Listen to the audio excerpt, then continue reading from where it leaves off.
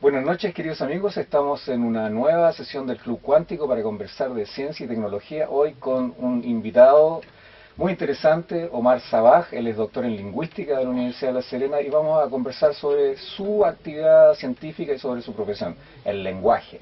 Hola Omar, ¿cómo estás? Hola Marco, ¿cómo estás? Estoy muy contento de estar acá en el Club Cuántico. Agradecido que hayas aceptado nuestra invitación y escrito en nuestra revista además. Claro. Omar, quisiera consultarte, primero para partir la conversación, es la importancia del lenguaje en el desarrollo de la civilización, cómo aparece por primera vez el lenguaje, por qué el ser humano está dotado de esta característica. Bien, bueno, la pregunta en realidad es bastante difícil de responder, todavía tenemos un gran... Esa es la gracia, esa es la gracia. Es un gran enigma. La verdad es que las teorías contemporáneas dicen que todo partió porque el hombre comenzó a comer proteínas y gracias a eso nuestro cerebro pesa medio kilo más que el común de los primates, y gracias a eso pudimos desarrollar sobre todo el lóbulo prefrontal, que es donde supuestamente estaría almacenada en parte esta capacidad. La importancia del lenguaje para el desarrollo de la civilización, capital. Digamos, es lo que nos distingue como especie respecto de todas las otras especies que tienen sistemas de comunicación, pero no hay ninguna especie que tenga un sistema de comunicación como el sistema lingüístico humano. ¿En qué sentido? Primero, que tiene la posibilidad de ser analizable.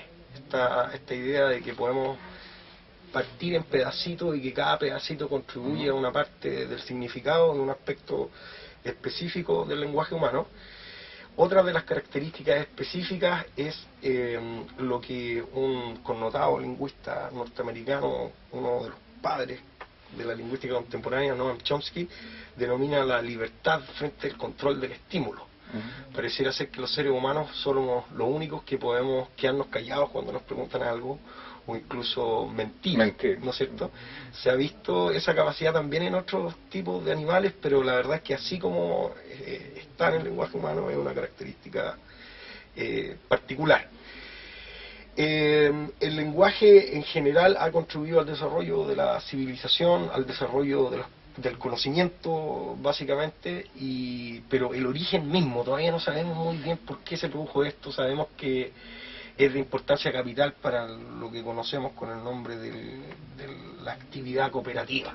Es decir, en el mundo de las cavernas... Pero uno podría decir si esto es un proceso evolutivo, que hay un protolenguaje primero y después se produce lo que nosotros conocemos como lenguaje. Se supone que sí, y hubo ciertos investigadores, sobre todo a finales del año, digamos, del siglo XVIII, que trataron de reconstruir este protolenguaje, el que denominaban el famoso indoeuropeo, que se supone que es una lengua madre que combinaba aspectos de lo que hoy conocemos por el latín, el griego y el sánscrito. Entonces, este famoso protolenguaje sería la lengua madre de todas las lenguas que conocemos hoy en día. Ahora, evidencia empírica de eso no tenemos mucha.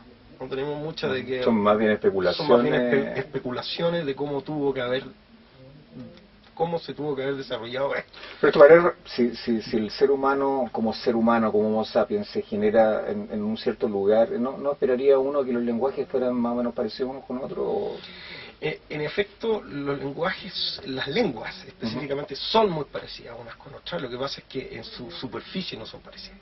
Hay aspectos que son comunes a todas las lenguas. Por ejemplo, no existe ninguna lengua en el mundo que no tenga sustantivos o verbos. Hay algunas que no tienen adverbios y otras que no tienen adjetivos. Pero si uno se va a la descripción del diseño profundo de las lenguas tienen muchos aspectos en común. Se supone que luego con la evolución se fueron diferenciando, y ahí lo que sucede es que existen ciertas, digamos, rasgos o recursos que las lenguas ocupan de forma diferente.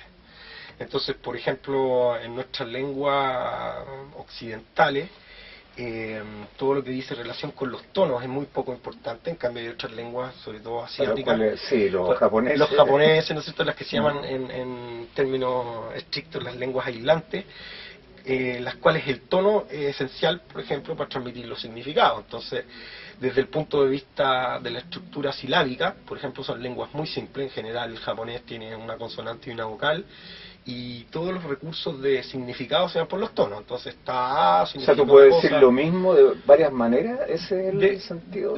Decir En términos del tono. en términos, el tono hace que varíe el significado. Ah, Ese es el qué punto. peligroso.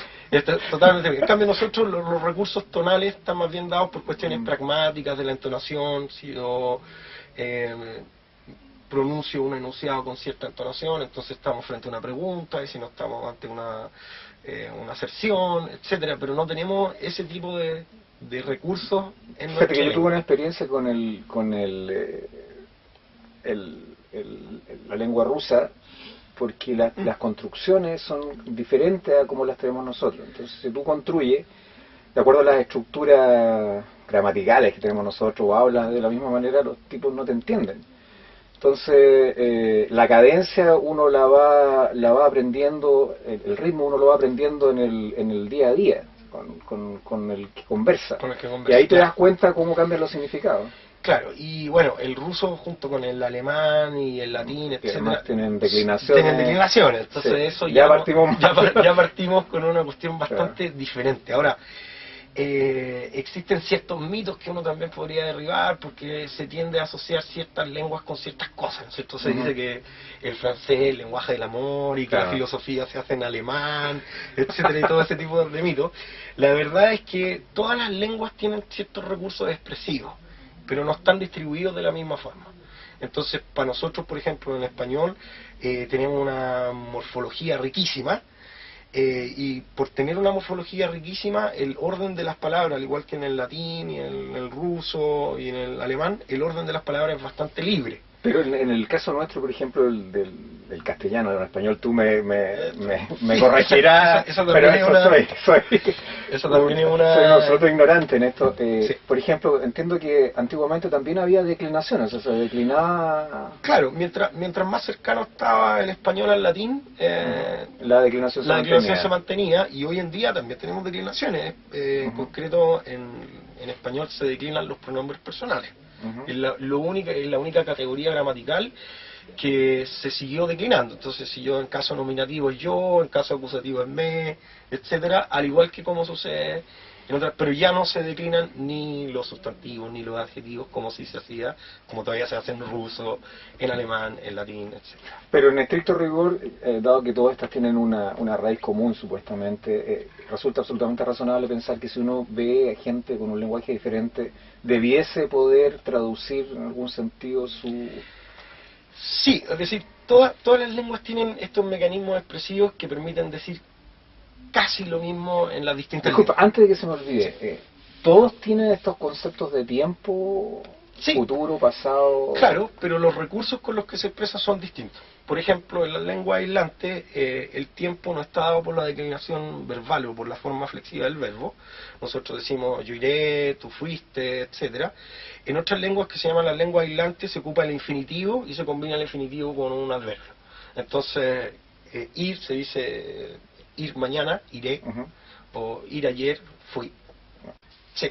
Entonces, como te contaba, se supone que todas las lenguas tienen algún tipo de recurso para poder expresar la temporalidad. Ujú.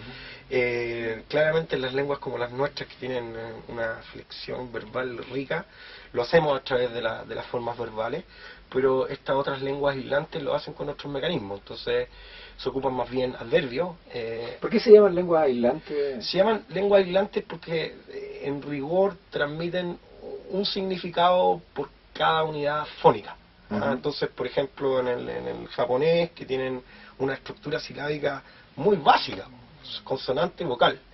Por eso cuando nuestra estructura silábica es mucho más compleja. Nosotros tenemos sílabas consonante vocal, sílabas consonante vocal consonante, otras que son consonante consonante vocal consonante. Entonces, por ejemplo, si uno le pide a un hablante de estas lenguas aislantes que diga ciertas palabras, como por ejemplo Madrid, que es una estructura silábica compleja, tiende a mencionar una sílaba después de cada. Entonces dice algo así como ma-de-ri-du, ¿no? Porque no tienen la misma estructura. Entonces estas lenguas aislantes se llaman aislantes porque tienen una estructura silábica simple y se transmite por así decirlo, un significado por cada unidad fónica.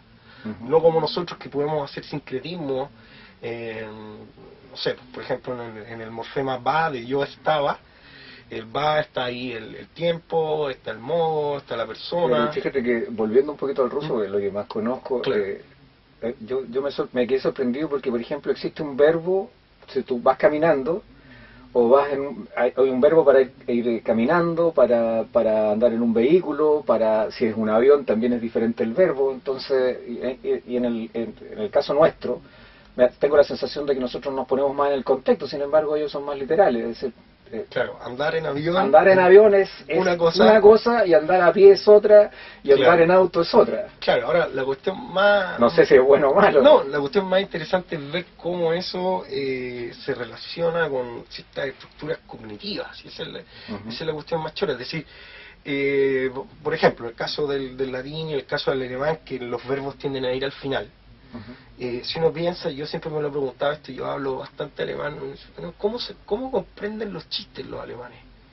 Bueno, es que uno tiene que esperar al final, porque al final está claro, al final está como, sobre todo cuando son estos verbos que se llaman Transvaresverb, que son verbos que se separan, tienen una partícula. Entonces, la partícula se menciona al final, y la partícula es la que le da el significado a todo lo anterior que se dijo. Entonces, lo que yo me pregunto, bueno, lo que sucede adentro del cerebro, ¿sucede de la misma forma dependiendo del orden que tienen las lenguas para manifestarse? Sí, mira, por ejemplo, tú puedes decir en ruso yo voy o voy yo y es lo mismo, exactamente lo mismo. Claro. Entonces a mí me sorprendía eso, y es una cosa notable porque al principio choca mucho, después cuando tú te vas acostumbrando y absorbes el lenguaje en algún sentido y piensas ya en el idioma, no tienes que traducir con tu gramática cada vez, te das cuenta, te parece hasta natural lo que estás diciendo. Claro. En cambio nosotros, como el orden es mucho más flexible, tiene el orden justamente algunas incidencias de significado. En español no es lo mismo voy yo que yo voy. Que yo voy, sí. ¿No es cierto? Entonces significan cosas distintas. Entonces... Sí, Omar, estábamos hablando en la pausa sobre la relación entre las matemáticas y el lenguaje. Me gustaría que conversáramos un poquito de eso. Sí, es una relación de verdad apasionante. Eso es lo primero que tengo que decir. Como existe esta idea que nos tiene bastante afectado, que es como un poco departamentar el conocimiento. Entonces, generalmente la gente que viene del área de las humanidades tiene cierta aversión por las matemáticas, y también existe el mito contrario, que los matemáticos son muy cuadrados, entonces que no saben leer ni escribir. Es una suerte de mito que existe. Y la verdad es que yo, por mi formación, me fui metiendo mucho en aprender cuestiones de matemáticas que al principio les había quitado, digamos, no me había interesado en estudiarlas. Tú te hiciste parte del mito, digamos. Me hice parte del mito, pero también ahora soy un buen representante de cómo ese mito se puede derribar. Y estudiando sobre todo cosas que se empezaron a estudiar ya en los años 30, me refiero específicamente a todo lo que hizo Shannon y Weaver, y específicamente hay ahí un lingüista muy famoso en los años 30, un norteamericano que se llama George Kingsley Zipf, el cual propuso esta famosa ley de Zipf. Y la ley de Zipf es bastante interesante, dice relación con las frecuencias de las palabras en los textos. Entonces, lo primero que algunas cosas como algunas ciertas de patrones. Entonces, por ejemplo, Zipf, la primera parte de la ley dice algo así como que la mitad de las palabras que se ocupan en un texto aparecen solamente una vez. Es lo que los griegos llamaban palabras raras o japas, legómenas. Luego que uno puede calcular lo que se puede denominar la tasa de variabilidad lingüística. O sea, si yo tengo un texto de 10 palabras y las 10 palabras son iguales, entonces las palabras distintas se llaman type y las palabras totales se llaman token. Entonces si yo tengo un texto con 10 palabras y las 10 son iguales, es 1 dividido por 10, 0,1, es un índice. Y al revés, pues si tengo un texto de 10 palabras y las 10 son distintas, es 10 a 1, ¿no es cierto? Entonces ahí uno puede establecer un índice que va de 0 a 1, los textos menos variables, los textos más variables. Esa era como la primera parte de la teoría. Pero luego se empezó a establecer que hay ciertas palabras que no tienen la misma probabilidad de ocurrencia. En gramática uno separa lo que son las palabras de contenido de las palabras vacías o gramaticales. O sea, hay ciertas palabras que por su, digamos, por su función, es mucho más probable que aparezcan. que son las palabras que denominamos funcionales, que las subfunciones, las preposiciones, etcétera. En cambio, las que tienen una probabilidad más distinta son las palabras que llamamos de contenido. Entonces, yo empecé a estudiar ya como en el año 2000 un ámbito de la lingüística que es la famosa lingüística computacional o lingüística de corpus, y ahí uno puede empezar a establecer ciertos patrones que son bastante interesantes. Hicimos hace un tiempo un trabajo con un profesor de acá de la universidad, el profesor Matsuda, no sé si tiene ¿Qué es Matsuda? Que es Matsuda, que tiene hartos conocimientos en estadística, y pudimos establecer algunos patrones. Estos patrones son bien interesantes porque permiten distinguir, por ejemplo, el grado de dificultad de un texto. Si un texto tiene más japas legómenas, es decir, tiene más palabras que aparecen solamente una vez, tiende a ser un texto más difícil complejo de comprender, con más términos especializados, etcétera. Si uno compara eso, por ejemplo, con un cuento, los cuentos tienen muchas palabras que son comunes y que aparecen en muchos otros textos. Y después hay cuestiones más complicadas que a mí mismo me costó mucho más entender, como el análisis multifactorial y todo eso. Específicamente una tecnología que se inventó ya hace un tiempo, el famoso Latent Semantic Analysis, el análisis semántico latente, que es una suerte de representación matemática del significado, que se calcula, por así decirlo, cuán parecía una palabra a otra de acuerdo a cierta cuestiones estadísticas. Esta teoría, metodología que existe hoy en día, el famoso análisis semántico latente, que son unas teorías bien complejas de cómo se puede representar matemáticamente el significado, y han sido aplicadas sobre todo a cuestiones de inteligencia artificial, procesamiento del lenguaje natural, que es lo que está en boga hoy en día. Y luego hay toda una relación entre el lenguaje y la matemática, específicamente con gramática. La gramática es una suerte de lógica matemática pura y dura. Yo siempre les digo a mis alumnos que en gramática es más compleja incluso que las matemáticas, porque en un tipo de matemáticas, por lo menos, en la que uno aprendió en el colegio, uno tenía que llegar siempre a un resultado. Hoy en día entiendo que hay otros tipos de matemáticas que existen resultados alternativos. Es lo que sucede comúnmente en el análisis sintáctico. En el análisis sintáctico uno puede hacer el análisis de una oración y puede llegar a dos resultados, y esos dos resultados están bien, pero cambia, por así decirlo, la interpretación, la famosa estructura ambigua.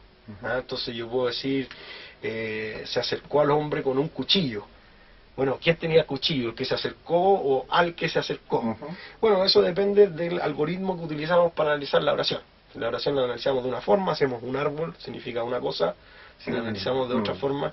Entonces, hay una relación bastante íntima entre, no solamente con la cuestión más bien estadística, sino que una relación muy íntima entre la gramática y la lógica.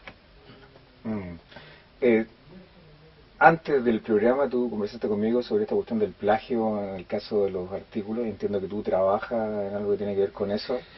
Me gustaría que nos contara... Estoy trabajando en una cuestión más amplia. Yo me dediqué por mucho tiempo a enseñar a escribir artículos de investigación, y hoy en día estoy más en una cuestión social, que es el mecanismo que permite la generación de los artículos de investigación, que es el famoso proceso de revisión por pares. En este proceso de revisión por pares, que es más o menos el mecanismo de control que ha dominado la ciencia en los últimos 50 años, a pesar de que el proceso empezó por allá en el 1665 con la instauración de las primeras revistas científicas, específicamente la Philosophical Transactions, enero de 1665, en marzo de 1665, y el Journal des Savants, que es la primera, esas sí que eran en enero de 1665. Un poquito después de Galileo, ¿no? Un poquito después de Galileo, claro. Desde ese tiempo hasta hoy en día, la verdad es que tal como conocemos este proceso hoy en día, se empezó a instaurar recién en los años 70, en esta revista británica de medicina, The Lancet, y de ahí ya se ha ido institucionalizando como el mecanismo más importante a través del cual se legitima y se controla la calidad de la producción científica. Dentro de este mecanismo han habido muchos casos, ¿no es cierto? Y dentro de esos casos está el plagio, o incluso más que el plagio, la fabricación de datos. Es famoso el caso de un físico, ¿no es cierto? El famoso el caso Sokal, Alan Sokal.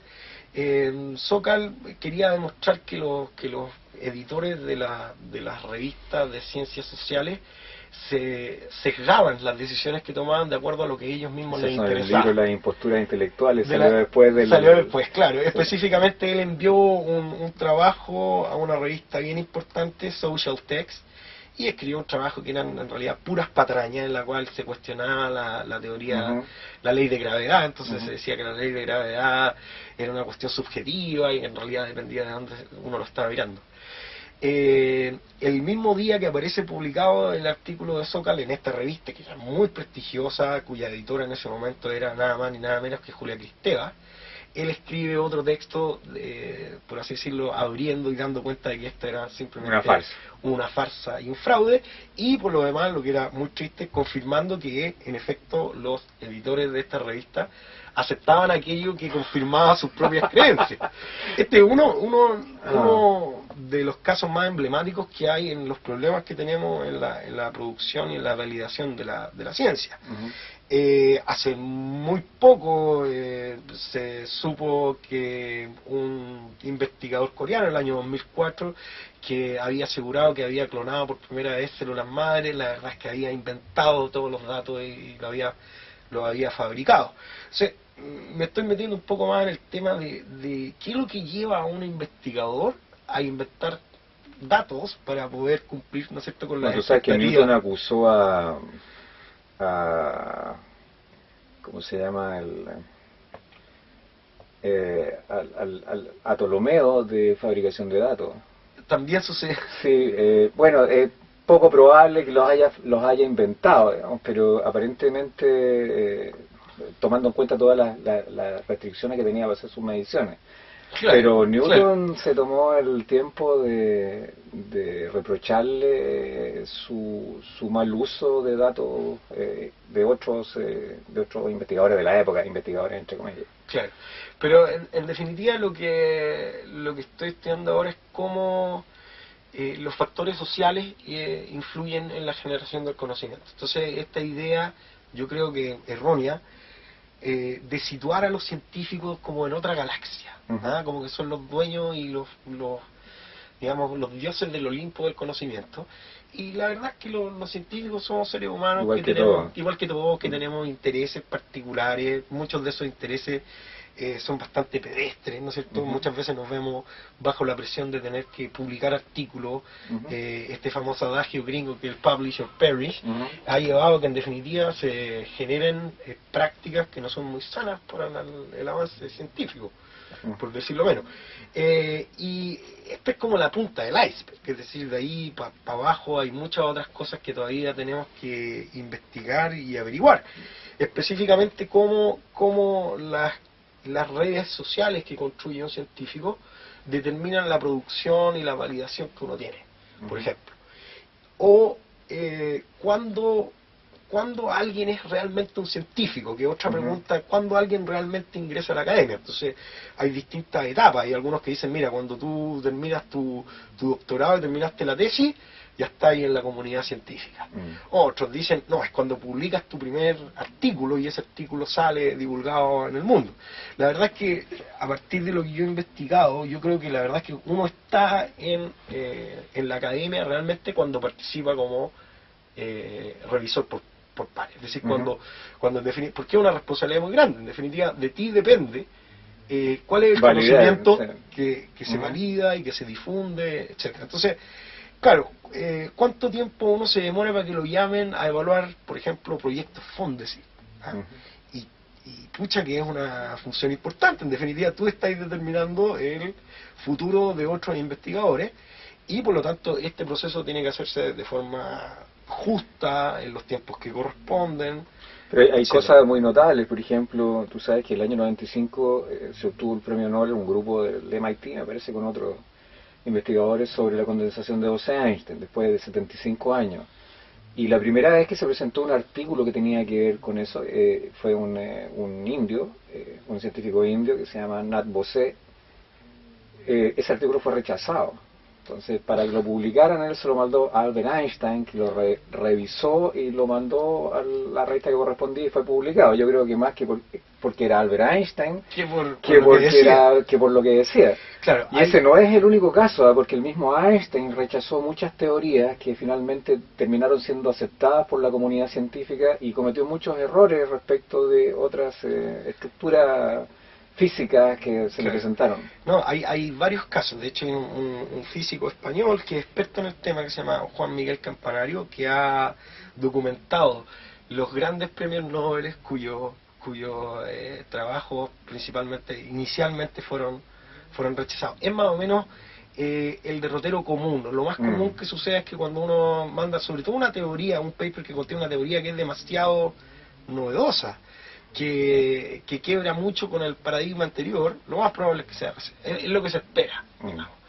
Pero de cualquier forma, yo creo que estos son temas que para aquellos que están interesados en la formación de científicos deberíamos poder introducir estos temas mucho antes en la formación.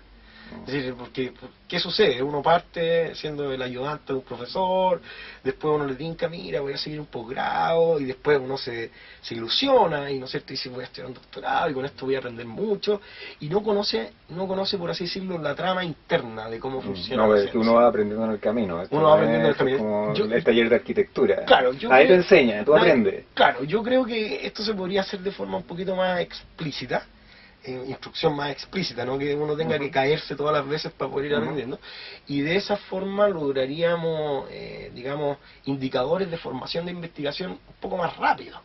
Hoy en día formar a alguien que sale del pregrado hasta que llegue a ser un investigador consolidado, por así decirlo, tiene que pasar muchos años, digamos, y en general yo te voy a decir que la gente se forma sola, no hay, por eso, porque tampoco hay, digamos, los profesores tampoco están, o sea, ¿quién te enseña a ser investigador? No, si tú aprendes solo. Se aprende solo. Yo creo que uno podría recibir instrucciones explícitas y con eso podríamos, digamos, avanzar más mejorar rápido. Más rápido. Claro. Omar, estamos llegando al final del programa. Quiero agradecerte tu participación en este número, en este evento de hoy día. No sé si quiere decirle algo a nuestros auditores y telespectadores. Nada, solamente agradecer la invitación. Yo soy un fan bastante consolidado del Club Cuántico, así que estoy muy contento que me hayan invitado. Bueno, amigos, nos vemos en 15 días más en un nuevo programa del Club Cuántico.